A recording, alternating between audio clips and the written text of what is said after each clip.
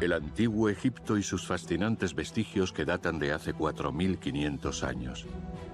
Pirámides, tumbas, ciudades sumergidas, templos. ¿Cómo se construyeron y qué nos queda por descubrir? Millones de bloques de piedra se transportaron a lo largo de distancias increíbles para construirlos.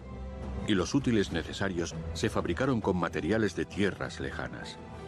Pero dichas proezas logísticas, realizadas con los medios de la época, siguen siendo un misterio para los científicos. La manera en que los egipcios construyeron esta pirámide es un milagro. ¿Cómo es posible que los faraones erigieran monumentos tan perfectos solo con mano de obra, herramientas y barcos, sin ningún tipo de técnica moderna? La pirámide de Jaguara es una maravilla de la ingeniería, es un lugar inviolable. Una de las claves de estos misterios podría ser un elemento prodigioso que tenemos ante nosotros desde la Edad de Piedra: el Nilo. El río más largo del mundo después del Amazonas. 6.700 kilómetros de agua que acaban en el mar Mediterráneo tras atravesar una decena de países. Un recorrido mayor al de un vuelo París-Nueva York. Pensamos en el Nilo como algo inmutable, pero el río ha evolucionado muchísimo a lo largo de la historia de Egipto e incluso antes. Desde las primeras dinastías, los faraones tuvieron una idea genial. Hicieron del Nilo una autopista desde la que salían decenas de canales, bordeados por inmensos puertos que los arqueólogos de hoy en día quieren encontrar. Uno de los grandes logros del antiguo Egipto fue la gestión del Nilo y de su red hidráulica. ¿Para qué servían sus rutas navegables y sus puertos, que eran los más antiguos del mundo? ¿Cómo utilizaban los egipcios las crecidas del Nilo para navegar hasta las pirámides? ¿Y por qué una pirámide de Fayum está inundada? En el antiguo imperio, la crecida era de entre 80 y 90 mil millones de metros cúbicos de agua. Por primera vez en la historia haremos uso de medios tecnológicos excepcionales como la fotogrametría, la arqueología espacial y el LIDAR, con el fin de encontrar las huellas que dejaron los faraones alrededor del Nilo para construir las maravillas del antiguo Egipto. Entre la meseta de Giza, Saqqara y el oasis de Fayum, en una zona como 25 veces París, nuestros expertos intentarán descifrar por qué los faraones deben al Nilo gran parte de sus grandiosas construcciones, ya que sin el río sagrado ni el ingenio egipcio para controlarlo y hacer de él una verdadera autopista, nada hubiera sido posible.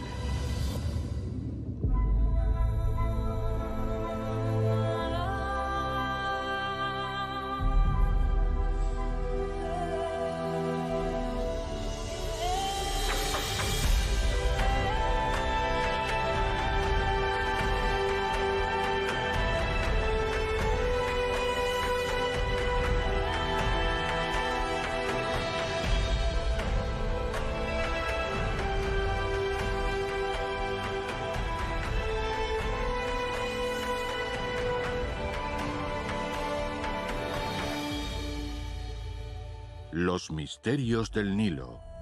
Las rutas secretas de las pirámides.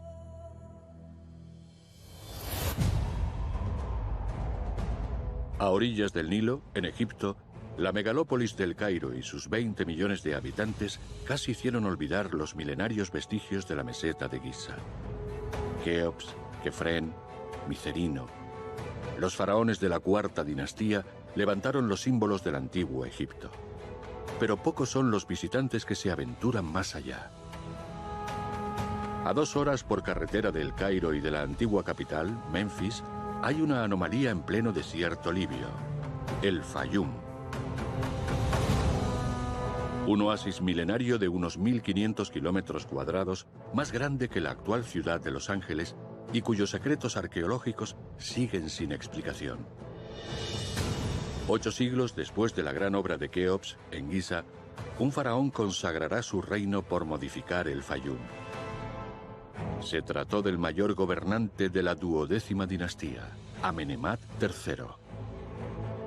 Amenemhat III fue uno de los reyes más importantes de Egipto. No solo por la duración de su reinado, de más de 40 años, sino también porque dejó su huella a gran escala por todo el país. Al excavar el canal de Bar Yusef en una antigua ramificación del Nilo ya seca, el faraón Amenemhat III conectó el río sagrado con el desierto para levantar su reino. Y de este modo hizo de la región la llanura agrícola artificial más antigua de Egipto. Realizó una obra colosal con la que creó un oasis que permitió al Nilo terminar su curso en un inmenso lago de agua salada, el lago Moeris, también denominado Karun. Lo que hizo Amenemhat III fue reabrir una conexión entre el Nilo y el Fayum para que el agua pasara con más facilidad desde el Nilo al lago. Una extensión de agua que sigue existiendo hoy día. Tiene 1.000 millones de metros cúbicos y ocupa un área de más de 230 kilómetros cuadrados, al menos 2 veces la superficie de París. Cogieron un lago salado y lo convirtieron en dulce, llevando agua del Nilo. Su conocimiento en hidrología y gestión del agua era tan impresionante como las técnicas de construcción de las pirámides. Sin embargo, el faraón no se detuvo tras esta obra en el Nilo. En su desenfrenada carrera por dejar huella en el corazón de Egipto, Amenemhat III hizo construir 2 inmensos colosos de cuarcita entre el Nilo y el lago, a las orillas de un canal que hoy en día está seco. Unos colosos de los que ahora ya solo quedan algunas piedras perdidas en los campos del pequeño pueblo de Villahmou, pero que hace unos 20 siglos eran el punto de entrada a la increíble pirámide del faraón, que actualmente posee la particularidad de estar llena de agua. Amenemhat III creó en la entrada de esta parte de la región del Fayum un gran monumento compuesto por 2 estatuas colosales situadas sobre pedestales de piedra caliza. A pesar de que ahora no existen, podemos imaginar su altura y majestuosidad en esa época tan impresionante del arte egipcio. Las 2 estatuas que se erigían delante del lago representaban a Amenemhat III y son sin duda los colosos conocidos más antiguos. Solo sobrevolando el lugar a más de 300 metros de altura, podemos hacernos una idea de su inmensidad. Se ven muy bien los vestigios de los 2 recintos, compuestos por muros bastante gruesos, de unos 5 metros. Los pedestales están más o menos bien conservados, y sobre ellos había unas estatuas del faraón que medían al menos 11 metros. Colocadas sobre los pedestales de 6 metros, las estatuas en total eran tan altas como el obelisco de la Plaza de la Concordia en París. Debían de pesar unas 350 toneladas cada una, es decir, el peso de 15 autobuses. No tenemos conocimiento de ninguna otra estatua así de grande y antigua. Entre el Nilo y el lago marcaban simbólicamente la entrada a El Fayum, honrando al todopoderoso faraón. Dichos colosos se han abandonado a manos de las malas hierbas y casi nadie los visita. Además, indican el camino hacia una pirámide totalmente desconocida, construida por el faraón Amenemhat III y que hoy está repleta de agua.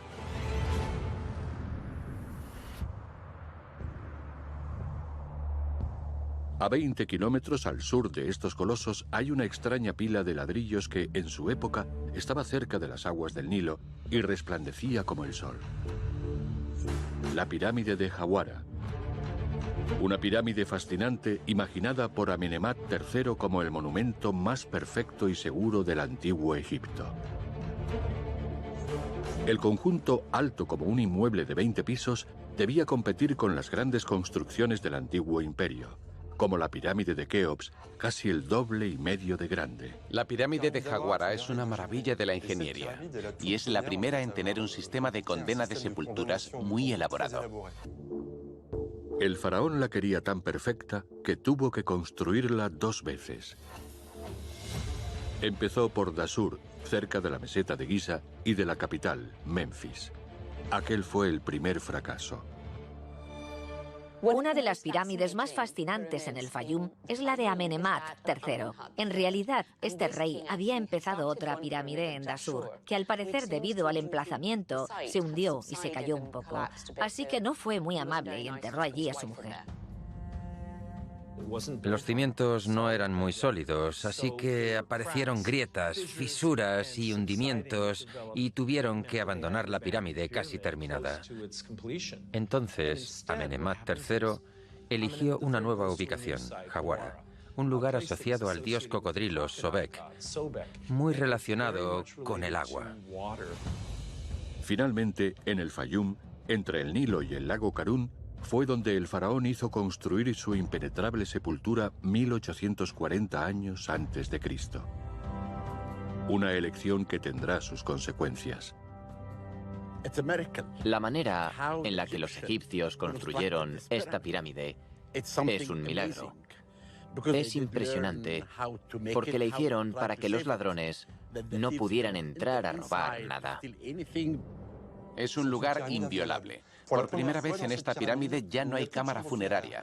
Hay una caja fuerte que hace imposible el acceso a la momia del faraón y a su viático. Hicieron todo lo que estaba en su mano para que en esta pirámide no entrara nada. Nada excepto un elemento imprevisto: el agua del Nilo, drenada por un canal moderno. Es imposible visitar el edificio, ya que desde la entrada, el Nilo, a pesar de estar situado a varios kilómetros, ha inundado la cámara funeraria y todos los pasillos. La pirámide de Jawara está totalmente sumergida. Esta pirámide está inundada por una razón principal. Hay un canal que la atraviesa justo a este lado y el agua subterránea se filtra y llega al edificio. El canal se ve perfectamente cuando sobrevolamos la pirámide con los drones a más de 200 metros de altura y se excavó en los años 1820, permitiendo indirectamente que el agua del Nilo se filtrara hasta la milenaria edificación. Resultado: desde la exploración del egiptólogo Flinders Petrie en 1888, nadie ha podido entrar. No tenemos fotografías ni imágenes. Entonces, ¿cómo podemos saber qué esconde en su interior, al parecer excepcional? ¿Será posible realizar una inmersión para descubrir el estado de sus pasillos? El egiptólogo Zahi Hawass ha aceptado el reto de descifrar lo que sabemos de la construcción de esta pirámide para intentar saber hasta dónde se ha podido filtrar el agua del Nilo. Toda la pirámide se construyó con ladrillo cerámico y se cubrió con una fina capa de piedra caliza. Así que os podéis imaginar el aspecto que tenía cuando se terminó durante la 12ª dinastía. El revestimiento de caliza hacía que resplandeciera entera. Tras su construcción, la pirámide de Amenemhat III tenía su cima a 58 metros. Para levantarla se necesitaron unos 200.000 bloques, la mayor parte transportados por barco a través del Nilo y posiblemente desde una cantera cercana vía un antiguo canal. Sin embargo, en el corazón del edificio se esconde un tesoro único: su cámara funeraria. En mi opinión, la construcción de la cámara funeraria es más impresionante que la de la pirámide de Keops. La cámara funeraria de la pirámide de Jawara es probablemente la mejor construida de todas las pirámides por dentro, porque no solo tiene un tejado, sino 3. Esta cámara es, de hecho, excepcional. Una inmensa cripta de 7 por 2,5 metros, con una altura de casi 2 metros, tallada en un bloque de cuarcita de 100 toneladas. Por encima hay 3 bóvedas infranqueables, una de las cuales soporta el peso del edificio. La cuarcita se extraía al norte del Cairo actual y se transportaba en embarcaciones capaces de soportar un peso así durante una centena de kilómetros. Un peaje que tuvieron que pagar por construir esta verdadera caja fuerte, una maravilla del diseño y del ingenio que lleva hasta la mismísima tumba donde se esconde la momia del faraón.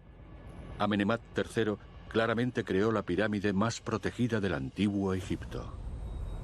Dejó una losa elevada para que se pudiera introducir el cadáver del faraón y su viático, y después se bajara con un sistema muy elaborado, casi de gatos hidráulicos, que una vez cerrado ya no se podía abrir.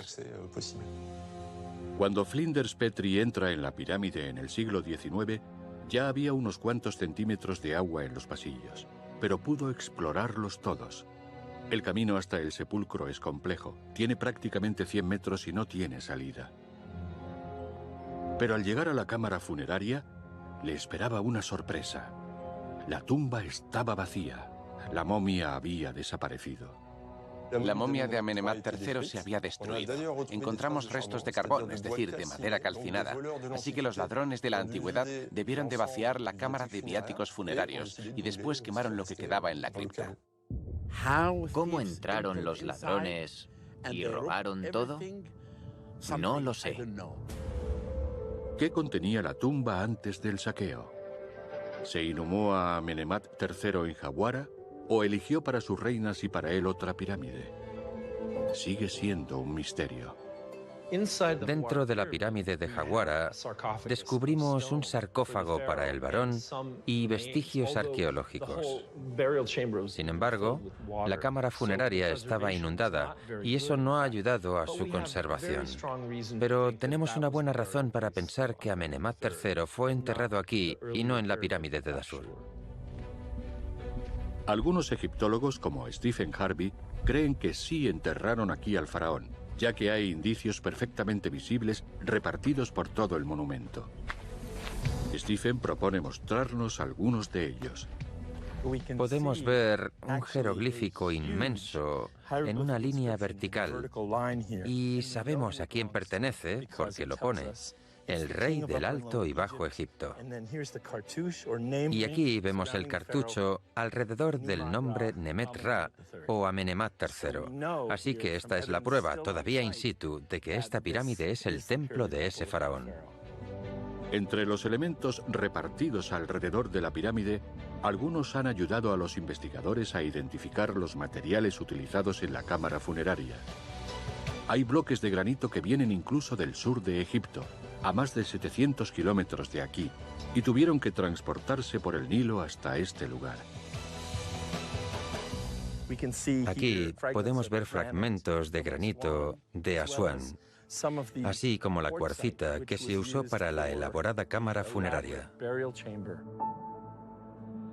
Todos los planos de la pirámide datan de la época de Flinders Petrie en 1888. Desde entonces nadie se ha aventurado hasta su interior. No tenemos ni fotos ni vídeos. ¿Cómo podríamos conocer el estado de sus pasillos deteriorados por el agua? ¿Seguirá accesible el agujero que realizaron los saqueadores? Para averiguarlo solo hay una solución: realizar una inmersión en el estrecho túnel, una operación imposible para un humano. Así que utilizaremos un ROV sumergible, un robot minúsculo capaz de grabar y desplazarse en espacios reducidos bajo el agua. Este tipo de operación no se ha realizado nunca. Se trata de una aventura totalmente inédita.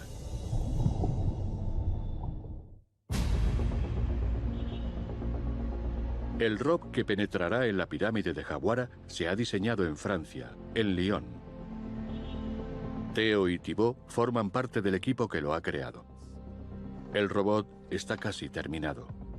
Vamos a quitar estas rótulas, todo lo que sobresale, y luego voy a ajustar los motores para que no envíen demasiada potencia y evitar así que se levanten los sedimentos. El ROV tiene que ser lo más estrecho posible, ya que nadie sabe el tamaño del agujero realizado por los saqueadores de pirámides que llegaron mucho antes que Petrie. Ahora que lo hemos adaptado, debería poder pasar por este agujero por donde cabrá una persona. Atravesaremos el primer pasillo, la antecámara, otro pequeño pasillo y detrás pasaremos por debajo del bloque y desde ahí deberíamos ver el orificio que hicieron los ladrones en el saqueo de la pirámide. No sabemos cómo será, pero deberíamos poder verlo y pasar por él. Claro, ¿lo has hecho tú? Crucemos los dedos. Harán falta varios meses de trabajo de los ingenieros para diseñar el ROV ideal. El que por primera vez se sumerja en el canal del Nilo, que ha inundado el misterioso interior de la pirámide de Jawara. Ya está.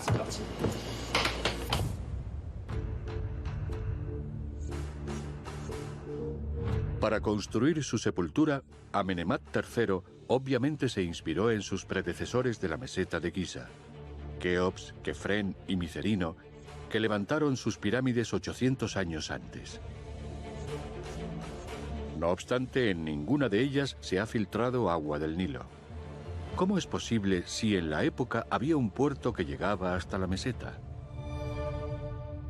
Para entenderlo, tenemos que irnos al espacio. Estamos en Toulouse, al sur de Francia, en el Centro Nacional de Estudios Espaciales. Voy a ampliar el yacimiento de Giza. Luc Lapierre, especialista en arqueología espacial, ha analizado para nosotros unas imágenes fascinantes de la meseta de Giza. Aquí tenemos una imagen espectacular porque la topografía nos aporta mucha información. Vemos las 3 pirámides de Giza, Keops, Kefren y Micerino. Son perfectamente cuadradas y se pone de relieve la topografía. También tienen orientación norte-sur y están rodeadas de pequeñas pirámides secundarias como aquí y aquí. Esta es la Esfinge. Y justo a la altura de la Esfinge era donde estaba situado el puerto que permitía la llegada de materias primas por el Nilo. Hemos ampliado en la zona de la Esfinge y podemos ver que hemos llegado al límite de una imagen 3D espacial. Así que ahora utilizaremos una imagen óptica donde se distingue muy bien la Esfinge, el templo de Kefren y aquí la zona portuaria que usaron para traer en barco las piedras para la construcción de las pirámides. El puerto de la meseta de Giza estaba conectado al Nilo gracias a canales. Algunos de ellos han desaparecido y otros se han transformado y existen a día de hoy. Aquí se ven los canales de ahora. El Nilo debía de estar por aquí, pero tenían canales que se dirigían directamente a las zonas portuarias. Giza no es ninguna excepción. Todos los complejos funerarios del antiguo Egipto disponían de puertos que les permitían transportar por el Nilo las inmensas cantidades de materiales necesarias para su construcción. De hecho, en Egipto fue donde se construyeron los primeros puertos artificiales de la historia.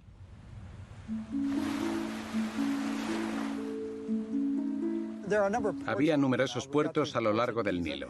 Teníamos en Giza, en Memphis, en Sácara, en Abusir. En ellos los barcos recogían materiales y los transportaban. Es impresionante que, en la época, la mayoría de los puertos de Egipto fueran fluviales, es decir, estuvieran en el Nilo o en sus canales y no en el mar. Pero la razón es sencilla. Los faraones habían hecho del Nilo la arteria principal del país. El Nilo era esencial porque en el Egipto antiguo no había carreteras. Por eso había una red de canales tan importante como una red de carreteras. No habría Egipto sin el Nilo atravesándolo desde el sur hasta el Mediterráneo, donde se abre en el delta. Por eso hay templos, pirámides y criptas a lo largo del río. Los antiguos egipcios, antes de morir y que Osiris los juzgara, tenían que jurar: yo nunca he hecho nada malo al Nilo. En Jawara, el canal es una excepción. Se construyó mucho después que la pirámide y no antes. Por eso se filtra el agua del Nilo a los pies de la edificación y por capilaridad se filtra a su vez hasta los pasillos. Sin embargo, los canales alrededor de Giza en su mayoría se han secado, evitando así las filtraciones a las pirámides. Y esto se debe a que la cuenca del Nilo se ha movido con el paso de los milenios y se ha alejado considerablemente de los vestigios faraónicos. El Nilo ahora no está donde estaba en el antiguo imperio. Entonces estaba allí fuera, casi en el desierto. Estaba a menos de 1 kilómetro de las pirámides. En los últimos 5.000 años, el Nilo se ha movido unos 8 kilómetros. Los puertos que había a lo largo del Nilo y que permitieron construir el antiguo Egipto han desaparecido en su totalidad, y sus vestigios arqueológicos se esconden bajo metros de sedimentos. Pocas personas lo saben, pero hasta el siglo XIX el río sufría una crecida anual considerable en verano. Una crecida que para los faraones fue un misterio durante mucho tiempo. La inundación en la antigüedad solía empezar en junio y el agua aumentaba hasta septiembre. Incluso subía un poco en octubre y luego bajaba. La crecida era inmensa. El agua podía subir hasta 10 metros e invadir el valle del Nilo. Aunque las crecidas eran peligrosas, permitieron que el país prosperase, ya que dejaban un lodo que fertilizaba el terreno de varios kilómetros a la redonda. En el antiguo imperio, la crecida era de entre 80 y 90 mil millones de metros cúbicos de agua. Y eso es una cantidad tremenda. Dichas crecidas han beneficiado durante mucho tiempo a los restos arqueológicos. Sin embargo, sorprendentemente podrían acabar con ellos en unos cientos de años. Cada vez que el Nilo se inundaba, dejaba un sedimento nuevo que evitaba que la erosión atacase al norte de Egipto. Y esto también jugó un papel importante para mantener el terreno limpio, porque eliminaba las sales que ahora sí hay en el suelo y acaban destrozando los yacimientos arqueológicos y las edificaciones. Los faraones aprendieron a utilizar esta estacionalidad del Nilo. Al invadir la tierra, el agua llenaba determinados canales y puertos más alejados, que entonces eran accesibles solo en verano y otoño. Ese era el caso de Giza. En muchos lugares que ahora están en pleno desierto, hemos descubierto, no sin sorpresa, puertos que los unían al Nilo. Bien vía canales o porque la crecida llevaba hasta allí directamente. Así que muchos de los grandes monumentos, como los templos y las pirámides, tienen algunos canales que conectan el Nilo y la base de la meseta. ¿Cómo podemos explicar esas crecidas que los faraones atribuían a los dioses? El origen del fenómeno se conoce desde hace un tiempo. En la época de lluvias, los afluentes del Nilo en África Central y Oriental están repletos de agua, y esto aumenta considerablemente su caudal. Sin embargo, desde el siglo XIX, el hombre ha hecho todo lo posible por controlar el río sagrado. La construcción de canales de drenaje y después de presas en el sur del país han suprimido el fenómeno de las crecidas. Para la gente de hoy en día es muy difícil entender el Nilo y su inmensa importancia, porque, claro, ahora tiene presas. Hay 2 presas al sur de Asuán. Richard Redding es arqueólogo y lleva a cabo investigaciones en Egipto desde principios de los 80. Giza, sí, por allí. Para entender el poder del Nilo en el antiguo Egipto, Richard nos lleva por el río con Sayed, su ayudante. Creo que podemos ver el fondo, muy bien. Hoy tienen que recoger muestras del fondo del Nilo. Lo que nos interesa es el barro del fondo, y este está muy bien, esta arcilla limosa del Nilo es genial. Es parecido al que dejaban las inundaciones en el Egipto de los faraones. Es un limo espeso y arcilloso, con un poco de arena. Durante las crecidas, el increíble caudal del Nilo permitía transportar y depositar ese barro espeso en todo el valle. Cuando las crecidas eran fuertes, tenían una gran energía y movían más arena. Esto era lo que quedaba en todos los campos durante la inundación. En la época de los faraones, el Nilo transportaba más de 110 millones de toneladas de sedimentos al año hasta el delta. 10 veces más que hoy en día. Richard nos propone un experimento: recrear la crecida del Nilo en el antiguo Egipto dentro de una botella. Esto representa el Nilo llevando una tremenda carga de sedimentos como la que llevaba durante la época de la crecida. Mientras el agua se movía a gran velocidad, transportaba el sedimento, la arcilla y la grava suspendidos, porque el agua tiene fuerza y los arrastra. Pero según se ralentiza y pasa por los muelles o entra en zonas más lentas, como los puertos, la energía del agua disminuye y poco a poco el sedimento empieza a quedarse al fondo. Gracias a estos análisis, el limo negro que se ha descubierto en las profundidades de algunos lugares a lo largo del Nilo nos ha permitido detectar la presencia de puertos, como el de Giza, por ejemplo. Cuando lo examinamos a fondo y estudiamos los sedimentos, vemos arena y grava. Luego llegamos al limo negro. Y eso es lo que siempre se queda en el fondo del puerto. Es muy oscuro, muy negro. Y es sobre todo arcilla y lodo.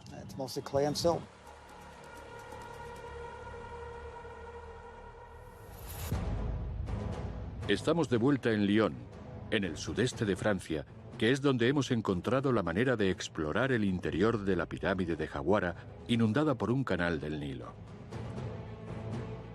Las nuevas tecnologías nos van a permitir realizar esta proeza gracias a un dron sumergible compacto y manejable, especialmente diseñado para la ocasión tras 3 meses de trabajo. Thibaut, ingeniero mecánico y piloto experimentado, nos acompaña en Egipto hasta el Fayum, a 2 horas y media del Cairo, donde se encuentra la pirámide que vamos a explorar. Desde hace más de 100 años nadie ha podido pisar sus pasillos y no tenemos imágenes del interior. Si logramos recorrer los túneles hasta la primera trampilla y grabamos la operación, se tratará de un avance histórico. El objetivo es descender hasta los túneles, donde hay mucha arena. Meteremos el dron allí, atravesaremos la antecámara y llegaremos hasta un bloque que fue agujereado por los ladrones en su época. El canal creado a principios del siglo XIX al lado de la pirámide para drenar el Nilo ha permitido que el agua se filtre definitivamente. Nuestra misión es recorrer el primer pasillo, verificar el estado de las paredes y confirmar que el agujero realizado por los saqueadores no está obstruido. Pero la exploración será peligrosa. El suelo está lleno de fango, así que el más mínimo error podría transformar el agua cristalina en una mezcla opaca e impracticable. Será complicado porque debido al estado de las galerías hay gran cantidad de sedimentos en el fondo. Si alguno de los chorros originados por el motor mueve los sedimentos, producirá nubes que acabarán delante de la cámara y los focos y nos quedaremos ciegos. La entrada de la pirámide es estrecha, pero Thibaut consigue introducir el dron en el agua. Ha llegado la hora de la verdad.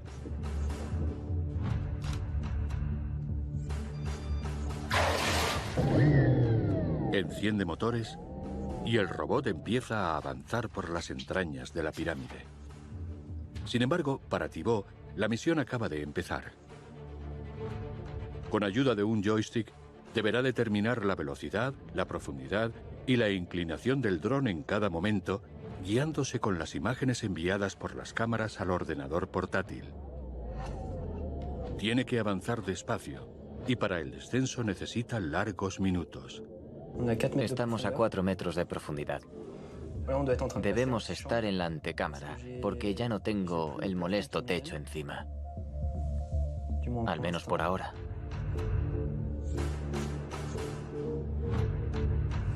Estamos a 5 metros de profundidad. El cable está todo desenrollado y pronto deberíamos llegar a la trampilla que tiene el agujero de los ladrones y que seguramente utilizó Petrie en 1888 cuando entró en la pirámide. Aquí puedo avanzar muy bien porque es muy recto. Se ha tragado el cable. Hemos recorrido más de 10 metros. Ante nosotros tenemos lo que parece un gran montículo de arena. Creo que ya estoy en la puerta y ahora a la altura del agujero de los ladrones. Aquí tengo que cambiar la inclinación del dron para intentar encontrar más luz. Según los planos de Petrie, el agujero realizado por los saqueadores tiene que estar en esta zona. No obstante, con el paso de los años podría haberse cerrado. Solo hay una manera de saberlo: lanzar el dron por el agujero negro acuático, arriesgándonos a perderlo. ¿Qué pasa? Creo que he pasado por el agujero. Tenemos cable. Bueno, todavía no lo sé. Puedo avanzar, pero es raro, hay sedimentos. Tengo que intentar subir. Estoy a 4 metros de profundidad.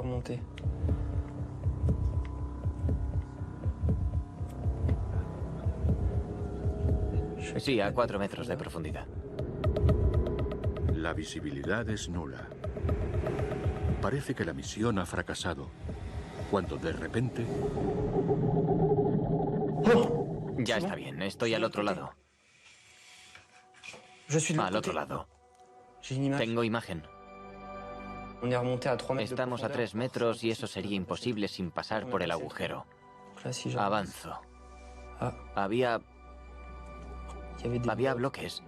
Estoy a 2 metros. Por primera vez, desde la época de Petrie, hemos podido explorar las galerías de la pirámide de Jawara inundada por las aguas del Nilo. Hemos conseguido imágenes inéditas que permiten a los egiptólogos observar el estado del primer pasillo y la primera trampilla. Ahora ya sabemos que el agujero realizado por los saqueadores sigue practicable. En cuanto he conseguido pasar el agujero, me ha aspirado y he pasado de 5 a 2 o 3 metros. Había como nubes y durante unos segundos he podido percibir un sitio más claro, pero todavía no sé lo que es. Ya lo descubriremos. Unas semanas más tarde, mostramos el vídeo a Frank Monnier, especialista en construcciones del Antiguo Egipto. Es la primera vez que se difunden imágenes del interior de la pirámide. Lo que observamos en este vídeo es que el estado de la pirámide es muy bueno. Era de esperar que el agua hubiera dañado las estructuras, pero se ve que el techo y las paredes están en buen estado. Hasta el final del pequeño recorrido, también se observa la presencia de grandes bloques de piedra. La cuestión sería saber si obstruyen el paso horizontal, si bloquean el pasillo o si obstruyen la distribución. Es algo que habrá que descubrir con el tiempo.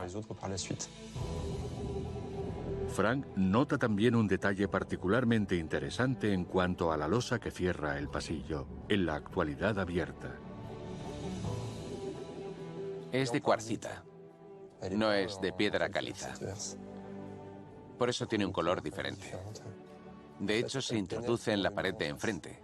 Se apoya aquí y se ve que está inclinada. En los planos de Petrie no lo estaba, lo representó en horizontal, así que eso también lo podemos corregir. La pirámide inundada de Jawara nos ha desvelado nuevos secretos sobre su interior sumergido y sorprendentemente en buen estado. Podremos poner al día los planos con nuestras observaciones y acompañarlos con imágenes que hasta ahora no existían.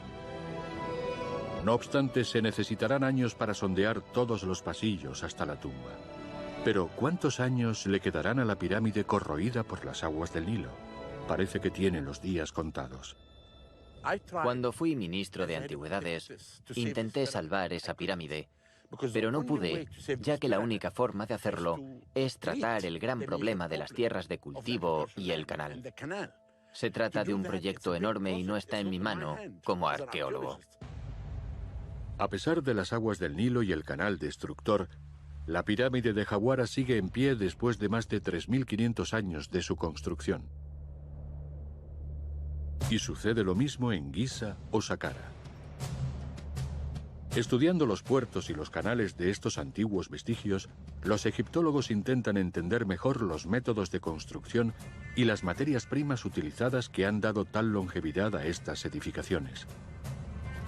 Así es como ciertos arqueólogos franceses recientemente han realizado un descubrimiento excepcional: un puerto anexo que permitió a los faraones conectar las orillas del Nilo con el Mar Rojo a través de expediciones titánicas para obtener un material esencial, el cobre.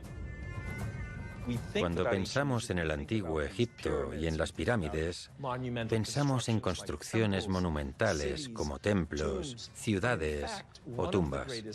Pero en realidad, uno de los grandes logros del antiguo Egipto fue la gestión del Nilo y de su red hidráulica, canales, regadío y vías fluviales que ofrecían acceso al Mar Rojo. Desde la meseta de Giza dejamos el Nilo para dirigirnos al sur, a la ciudad de Zafarana, a orillas del Mar Rojo, en Wadi al-Yarf. 200 kilómetros por carretera a través del desierto.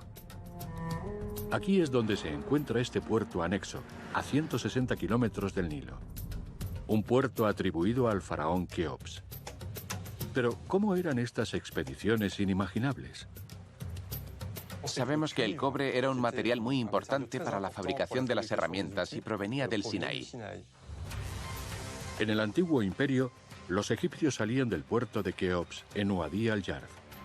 Cruzaban el Sinaí para obtener el cobre para las herramientas. Después volvían al Nilo, que les llevaba concretamente a la meseta de Giza. Los barcos se fabricaban en el valle del Nilo.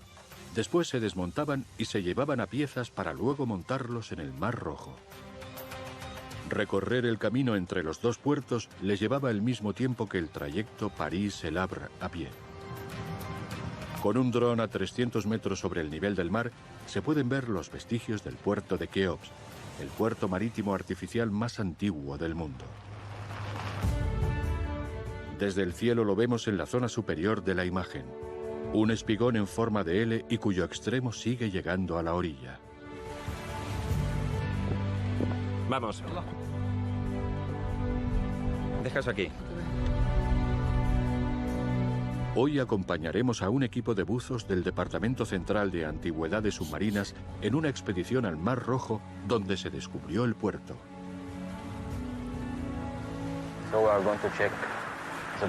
Inspeccionaremos el rompeolas, que está compuesto por dos, uno a 160 metros y otro más irregular a 120 metros.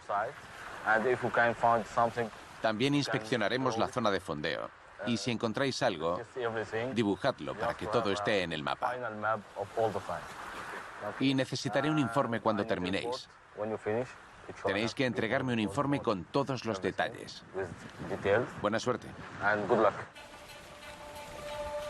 Esta vez grabará la inmersión nuestro dron sumergible manejado por Cédric y Jean-Baptiste, pilotos de dron profesionales. En cuanto al cable, vamos bien. Las imágenes registradas por la cámara del dron serán utilizadas por el equipo de EHAB para analizar los elementos que descubran durante la inmersión, ya que está prohibido sacarlos del agua.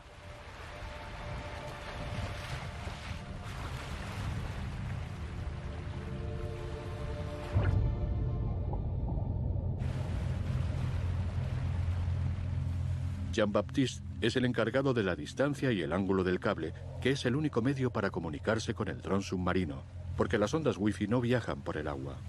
Cédric no dejará de mirar el monitor para no perder de vista a los submarinistas. Hay fuertes corrientes y cualquier pequeño despiste podría hacer fracasar la expedición.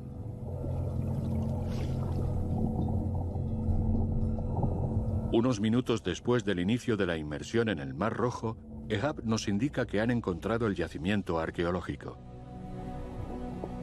La cámara del dron graba este decorado submarino fijado a la Tierra desde hace 4.600 años. Hemos llegado a la parte de fondeo. Había anclajes muy grandes. Los hemos grabado y algunos los hemos dibujado. La zona es excepcional. Hay una veintena de anclajes de piedra caliza con orificios de enganche de entre 12 y 18 centímetros de diámetro. Había embarcaciones de diferentes tamaños, ya que los anclajes tienen formatos distintos. Casi todos los pequeños están cubiertos de arena, que se mueve debido al clima y las corrientes. No se ve bien. La visibilidad no es muy buena. Es solo de 1 metro.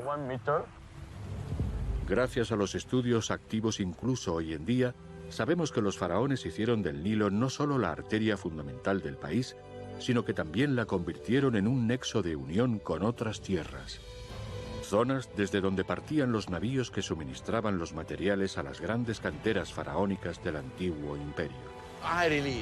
De verdad creo que el descubrimiento de Wadi al-Jarf es el más importante de la historia hasta la fecha. El puerto marítimo más antiguo del mundo nos permite entender mejor la conexión entre el Nilo, el Mar Rojo y el resto del país hace más de 4.600 años.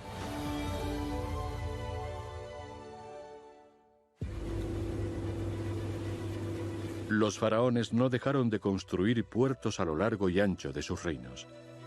Pero uno de los mejor conservados a orillas del Nilo es sorprendentemente uno poco destacado. En dirección a Saqqara, al sur de El Cairo, en el lugar donde se encuentra la necrópolis más importante de todo el antiguo Egipto, la necrópolis principal de Menfis, capital de los faraones durante siglos. Uno de los yacimientos más sagrados de Egipto es el de Saqqara, que en la actualidad se conoce por la pirámide de Zoser, el primer gran monumento de piedra del mundo. La necrópolis de Saqqara estuvo activa desde la primera dinastía y hasta la llegada del cristianismo.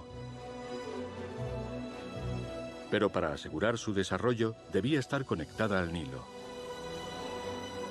Hacia el año 2400 a.C., el faraón Unis construyó este puerto que aseguró la prosperidad de la necrópolis.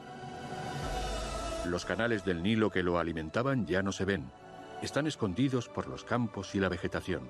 No obstante, vamos a intentar probar una experiencia inédita: demostrar la existencia de los antiguos canales gracias a una tecnología jamás utilizada en Egipto. En la entrada del conjunto turístico de Saqqara, hemos quedado con Basile Dobrev, que conoce especialmente bien este lugar clave para el antiguo Egipto. Aquí detrás está el templo de Unis, levantado sobre el año 2400 a.C. Unis fue el último rey de la quinta dinastía y lo momificaron aquí. Aquella rampa nos indica que estamos en el agua. Además, es un puerto alimentado por el agua que viene del Nilo por los canales. En la época del faraón, justo aquí, Basile hubiera quedado completamente bajo el agua. El Nilo estaba a menos de 1 kilómetro de este puerto alimentado por los canales. Sin embargo, hoy en día el río está 7 kilómetros más lejos. Con las crecidas del Nilo llegaba muchísima agua, así que tenían que excavar canales para guiarla. Además, era la vía de comunicación, porque no había carreteras. Los vestigios del puerto de Unis permiten imaginar la importancia de la construcción. Una inmensa cuenca artificial de más de 2 hectáreas con una profundidad de al menos 2 metros que acogía los barcos cargados de piedras. En el centro, un espigón separaba la cuenca en dos. Desde luego era un puerto enorme. Aquí vemos un muro, una especie de rampa que bajaba para unirlo con el canal, ya que el canal llegaba hasta una cierta altura y luego subía. Los arqueólogos quieren encontrar los restos de los antiguos canales que conectan el Nilo con este fascinante puerto. El único problema es que la zona es inmensa y está cubierta de palmeras que esconden las anomalías del terreno. ¿Se podrán ver todavía los antiguos canales bajo las hojas? ¿Cómo navegaban los barcos desde el Nilo al puerto? Hemos propuesto a Basile Dobrev utilizar por primera vez en Egipto una tecnología revolucionaria: el LIDAR. Un rayo láser que puede escanear el suelo desde el cielo sin importar la vegetación.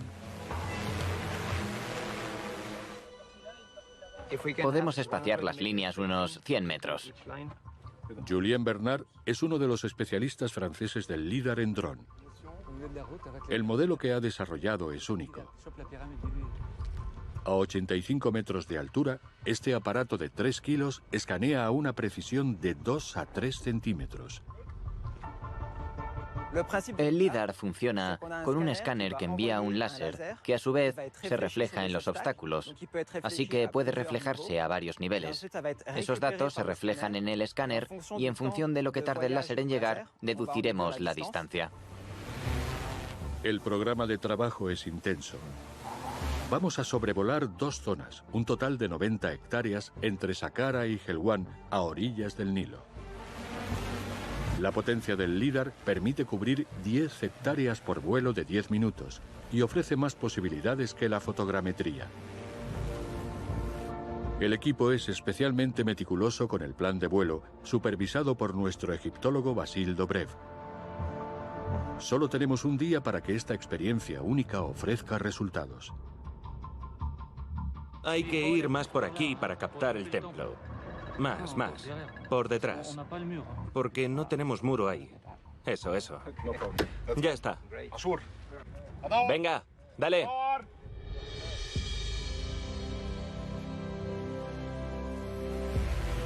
Basile asiste al despegue de este vuelo histórico. Tenemos grandes esperanzas de encontrar restos de los antiguos canales del Nilo. Estoy muy emocionado, porque este sueño de mi infancia se está cumpliendo. Conseguir un plano con el LIDAR en directo es un sueño de arqueólogo. Es genial.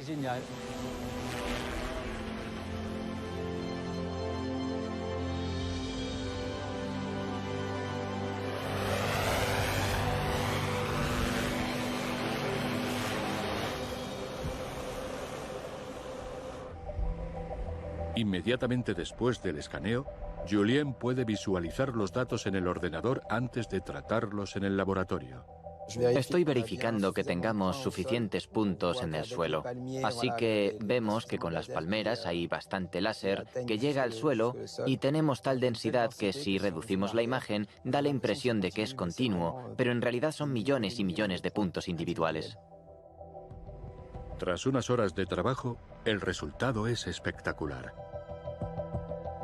El suelo escaneado con el LIDAR aparece con gran claridad. En un clic es posible realizar medidas y, sobre todo, suprimir la vegetación que ha atravesado el láser para ver lo que se esconde debajo. Olivier Onesime es topógrafo y ha aceptado analizar para nosotros estas imágenes inéditas. Rápidamente, Olivier se da cuenta de un detalle fascinante, imposible de distinguir a primera vista sobre el terreno. Cuando vi estas imágenes por primera vez, aparecieron unas líneas que a simple vista son totalmente invisibles, ni paseando in situ, porque conozco bien la zona. Quitando la vegetación se ven muy bien las líneas y si prolongamos, estamos casi en la línea del espigón de Unis.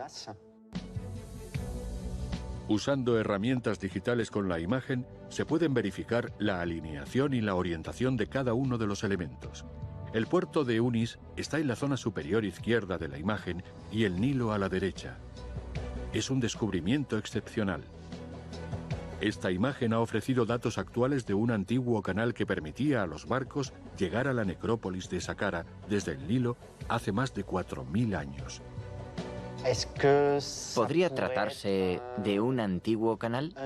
¿O podría ser un espigón que ofreciera un acceso seco directamente al puerto de Unis durante las crecidas? Esto abre posibilidades absolutamente fantásticas, increíbles. Con estos datos, los arqueólogos podrán realizar nuevas investigaciones en los próximos años y quizá descubrir nuevos vestigios de los faraones a lo largo del Nilo.